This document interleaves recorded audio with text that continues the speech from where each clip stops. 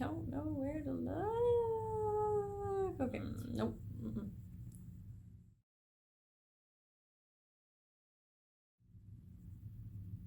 Hey, yo, welcome to my channel where I'll be talking about the ins, outs, and struggles of writer-parent life. Today, I'm going to be discussing the difference between infant care and toddler care. Disclaimer, this is all based on my experiences with my kids. The first few months baby number one was home were great. He slept, pooped, peed, wanted to cuddle, slept some more. But I was healing. I was uncomfortable. I wrote, but not a lot. And the more awake he became, the more attention he needed. I can already hear the, well, what about your husband? Don't you have family who can help? Well, we were in Florida at the time. My family was in Tennessee. His family was 3 hours away. He was in college and studying full time. And I mean, he had the baby sometimes, but if he had the baby, I was sleeping. But that's how it is for a lot of parents. Babies are exhausting, and we barely have time to breathe, eat, or sleep, let alone have energy for anything creative. And then an in-between phase comes around. They're laying on the floor, learning to roll over, far more interested in practice push-ups than my attention. Yes, finally, I have time to get down another paragraph. I glance down, I write a sentence, look over, wait, where did they go? What? Why are they crawling over there? How did they get under the couch? Fast forward a few months. Baby's a toddler now. Theoretically, not as much direct work, except now moments of silence can equal unidentified powders and liquid all over the floor. That page I managed to squeeze out better be worth the amount of time and effort it's going to take to clean up that mess. And you know what? It's okay. Once they get to the toddler phase, they communicate much easier, but need no less attention. Add even more kids into the mix and whew, I'm just happy to get through the day. But today's video isn't about multiple kids. So let's talk more in detail about the different needs of the first stages of life, shall we? Our precious darling little angels. They only cry for a reason, right? So if I can't figure out the reason, I'm a horrible parent. Some days it's intuitive. Smelly baby, messy diaper, change, boom, clean baby, happy baby. And then other times the diaper's fresh. The boob or bottle is empty. They slept throughout the night. Their gums are not swollen. They don't have a fever. Tried to cuddle them, gave them their space, did everything known to parenthood, and still you get to the point where it's, why won't you let me sleep? Why won't you let me do anything? Just what do I do to make you happy? And for those of you who haven't experienced this, cool, I'm genuinely happy for you. But for those of us who have, it can be very discouraging, very disheartening, just heartbreaking, really. You're not a horrible parent. You were probably just exhausted. And sometimes babies are just upset. They don't understand why they're upset and they cry. They cry because that's the only way they know how to communicate. That's the only way they know how to express themselves. So they do. And there's very little that we can do about it except just try. And it's okay. It's okay if we try, and it's okay if we fail.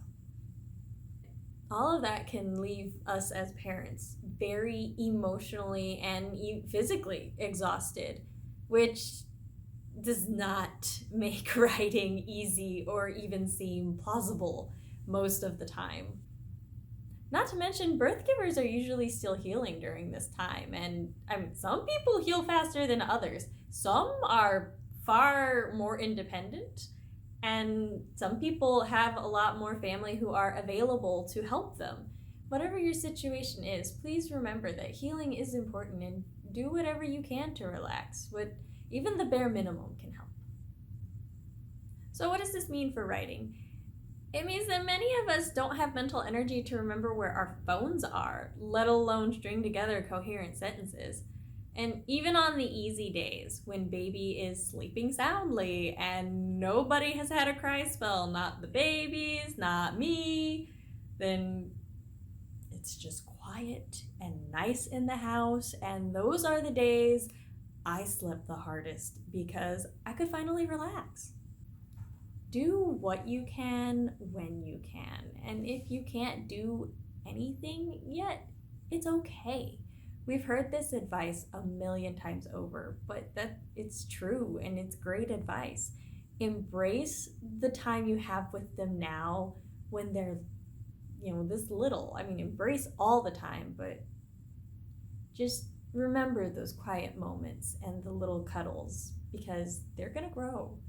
And when you're working on an outline or a thought dump or maybe a plot hole that's plaguing you, take a moment, sit back, and just remember.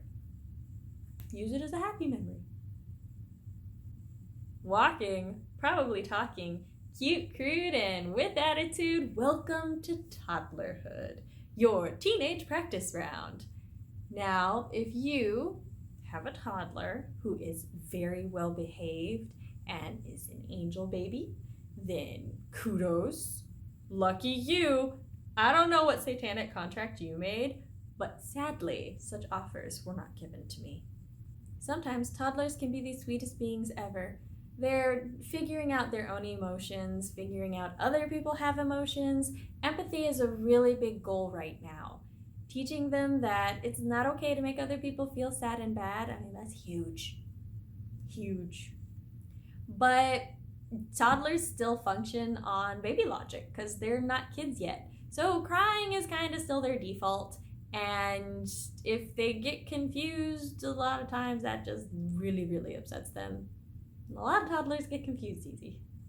To put it mildly, it can wear a person down, diminish any hope of ever finishing house chores again, of getting 5 minutes just to watch a YouTube video. And that's not even counting days or moments where there's meltdowns and tantrums galore, which can be as emotionally exhausting for the parent as the child melting down. And while they're learning empathy, they're also learning sight words and the alphabet and their limits and our limits over and over and over and over and over again. Take a deep breath, just 1 hour at a time. We'll get through this. Unfortunately, this can make it feel harder to get writing done during the toddler phase than it was during the infant phase, and begins the cycle of guilt. If I'm writing, I'm not taking care of the kids. If I'm taking care of the kids, then I'm not writing. If I'm not writing, I'm a bad writer. If I'm not momming, I'm a bad mom. Just do what you can when you can and worry about the kids and you otherwise. Fucking take the shower. You earned it. Sam, I hear the doubters and naysayers already. You haven't mentioned other adults in your life. That's true, kinda. Let's address this. So, other adults have lives, and they don't have a lot of time that they can or want to give to babysitting. And that's okay. The time that they can babysit, my husband and I go on a date. And that's like only once a month, and that's only now that the kids are older. And we're not giving up our date night. My husband does his fair share. He goes to work, provides us with an income. I stay home and take care of the kids, so we don't have to pay out the ass for daycare. When they were younger, he would come home and take over taking care of them so that I could get sleep, and we didn't see each other a lot.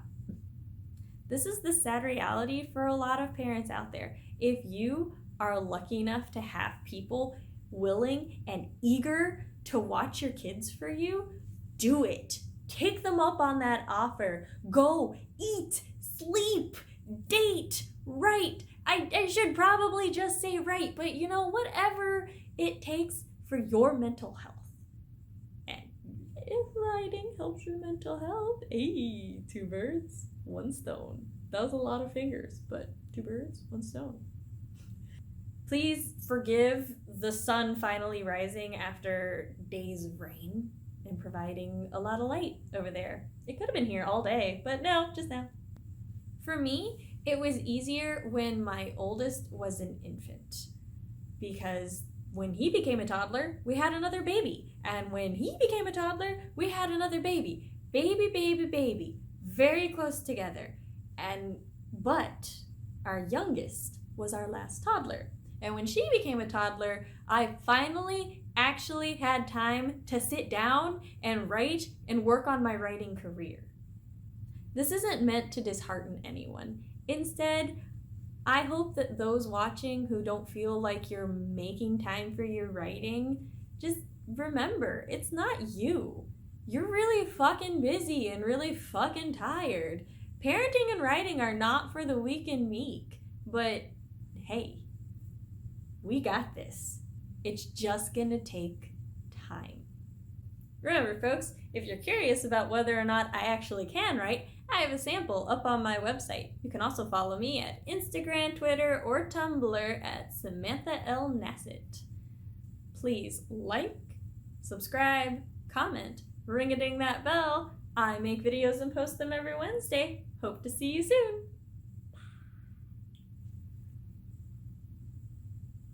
Not to mention, birth givers are usually still healing during this time. Oh, pardon me. Even on the easy days where baby was sound asleep and... Why, hello. Hello, little one. Yes? Did you wish to join me? Yes. Say hello. Say hello. Is that your spot now? You're just gonna chill there? That's fine. Even on the Yes, can I help you? No.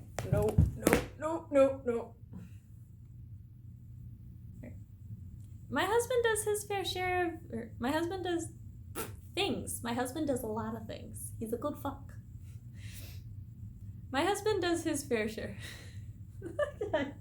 Anyway, we have money to live on.